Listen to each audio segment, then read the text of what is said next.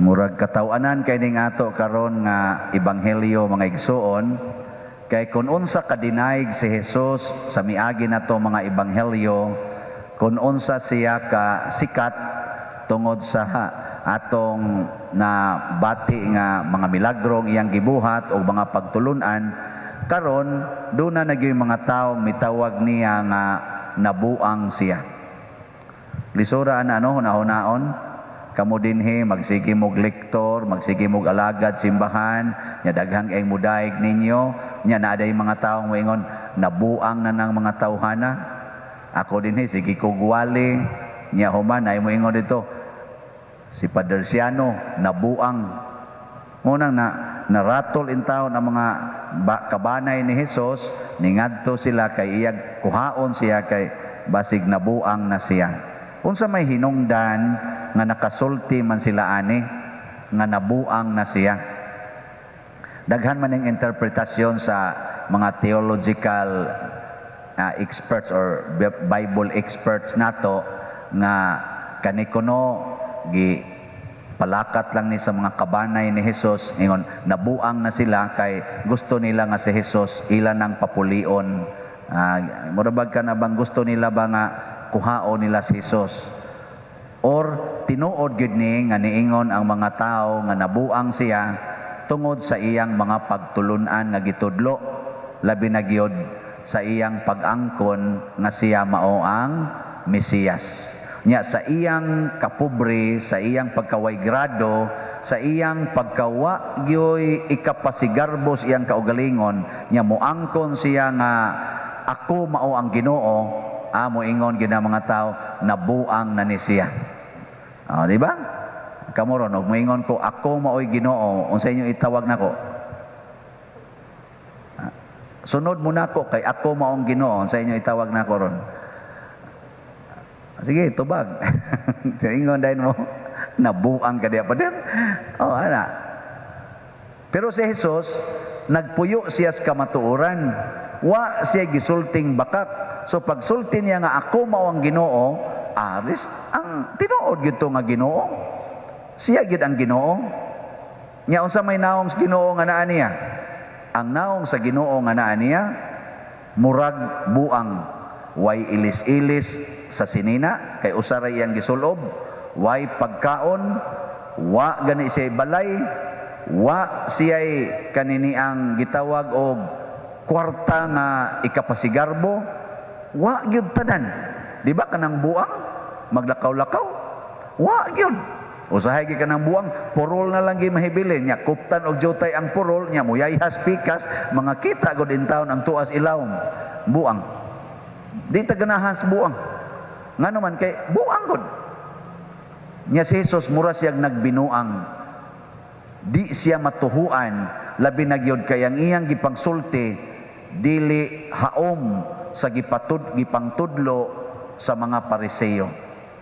Matud pa diri sa atong unang pagbasa, niingon diri ang katong tulda sa kasabutan, duha dito siya kabuok, nay dako nga tulda, nya didto sa sulod sa tulda, tuwa pa gid ditoy gamay nga tulda nga mao na gidtoy gibutangan sa arkas kasabutan katong duha ka papan katong sugo sa Ginoo. Nya gitawag dato siya ang labing balaan, the Holy of Holies. Ang tibok tulda balaan. Kadtog yung pinaka sentro mo balaan na jud kadtos tanan. Pareha dinis ato sa simbahan, tanawa ang sit up sa simbahan. Kamo dihang naglingkod, kabahin na mo sa simbahan. Pero di adire ang sanktuaryo, ni adinhi. Mao bitaw nga diri ang magtungtong diri ang pari ra sa unang panahon butangan nig koral diha kaning padung sa altar naa ni say koral, dili mo makasud diri og dili mo installed minister anharas gawas gani karon hangtod karon sa mga religious convents ang ilagya pong misahanan naagya po'y koral. Labi nas mga madre nga mga mungha o nanay koral ang pari ray makasud didto. Kay ang pari kuno balaan man muna maso dito kamong mga di balaan kutob ra mo des gawas. So ingon ana nakaron matud pa sa atong unang pagbasa misulod si Kristo niining labing balaang lugar dili sa tawhanon nga paagi. Dili sa tawhanon nga paagi. Unsa may iyang gidala? Gadala siya sa iyang halad nga mao ang iyang dugo. Ang iyang dugo mo iyang gida og iyang gihalad didto sa labing balaang lugar. Hain man ning labing balaang lugar, ang cross, ang gibitayan ni Kristo didto sa cross, ang Golgota. Mao ni siya iya narong labing balaan. Lahi kay no, kaysa una ang labing balaan protektado man to na itulda, karon ang labing balaan mao na ang cross. Na karon unsa may nahitabo sa pagbuhat ni Hesus niini, nahitabo ni dinis kalibutan tungod kay gipuy-an niya ang kinabuhi nga angay puy-an aron ta mabalaan. Unsa man? Kinahanglan tang magpuyo sa kakabos, unya ikaduha magsangyaw sa maayong balita, makig-away sa sala. Magpuyo sa kakabos, unya magsangyaw sa maayong balita. Kung mao gani ni atong puy-an, patay gid ta. Kay nga naman, kabos ka, di sa ato pa way mo respeto nimo. Nagsangyaw pa jud ka pulong sa Ginoo nga manginsulto ngadto sa mga taong gamhanan ug adunahan, patay gyud. Nya kining atong kamatayon, kining atong kasakit, labi na gyud muagas atong dugo. Unsa may resulta? Mabalaan ta. Mao ni ang mulimpyo sa tanan nato mga sala, kining atong kasakit. Usas paborito kay nakong topic kung mag-counseling ko, anang mga tao nga nagdepresyon tungod sa kabugat sa ilang gibati, ako day na silang tudloan og pipila ka mga principles. Usas mga principles nga kung itudlo, kana gyung moingon dayon ko, go through the pain without complaint. Gaksa, atubanga, dawata ang mga kasakit nga wa gyud reklamo. Mabalaan gyud ka ana, wag tang gyud imong depression.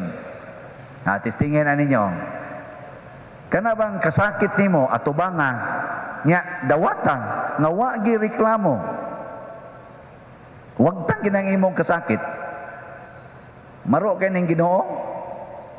Tanawa ha, nagpakamatay siya, nagpapatay siya, gipaagas niya iyang dugo aron makabot niya ang kaluwasan. Nahimo na hinuon siyang Holy of Holies, King of Kings, and Lord of Lords. Nakabot niya ang kadaugan batok sa sala, pinaagi sa pagpakamatay sa mga makasasala. Mo ni katawanan kayes Ginoo. Mo nang di ta kadakop niya, hastang yawa maglisod. Kay nga naman, ang style good sa yawa mga igsoon, sultihan ta lang mo, ug wa pa mo kahibaw, pero basig nahibaw na mo. Ang style sa yawa, pasakitan gid ta para muundang tagsunod sa Ginoo. Mo gani yang style, pasakitan gyud ka. Pabugatan gid ang imong kinabuhi, hatagan jud kag daghang problema aron ka mo give up sa imong pagsunod sa Ginoo. Nya unsa may panig-ingna ni Kristo, moabot na gid ang daghang problema, mauna ng panahon nga maglipay ka. Nga naman, dinhi dako niining dapita mabalaan. Mo na makapabalaan nato ang mga kasakit. Mo na niingon diri sa atong tubag sa Salmo, misaka ang Ginoo ang Dios sa iyang trono uban sa mga singgit sa kalipay. Singgit sa kalipay, kinisaka naman siya. Usa ka tingog sa mga trompeta alang sa Ginoo. Singgit sa kalipay. Unsa iyang giagian diri sa kalibutan, sa upa siya musaka, grabe nga kasakit. Nya ni saka siya uban sa mga singgit sa kalipay. Ug ato ni silang sumpayon ang iyang kinabuhi ug kining gisulti sa Salmo, ang hinungdan nganong dunay singgit sa kalipay tungod kay duna say agas sa mga luha, agas sa dugo ug pagminatay nga iyang giagian. Didto sa Getsemane, sa dihang nagampo si Hesus, taliabot ng iyang kamatayon, ang iyang gihilak, ang iyang luha, dugo, ang iyang singot, dugo. Grabe ang kasakit. Pero pagkahuman ato, misaka siya sa langit uban sa singgit sa kalipay. O sayon ra kay na nato reconcilon aron mawa ang atong kabugat. Kining akong kasakit mubunga ginig kalipay. Nindot kay no, kining akong pagantos mubunga gini og kalipay, kahimayaan.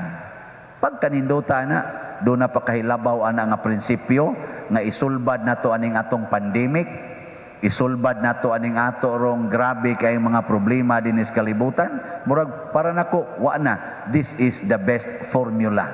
Nga kining akong kasakit mao ni ang mubunga og kalipay, ang akong pagantos mubunga nig kasantos, ang akong kamatayon mubunga nig kinabuhing dayon. Nya, okay na ninyo? Sige, hanto na lang ning padayon ng misa. Pagampo sa katawhan.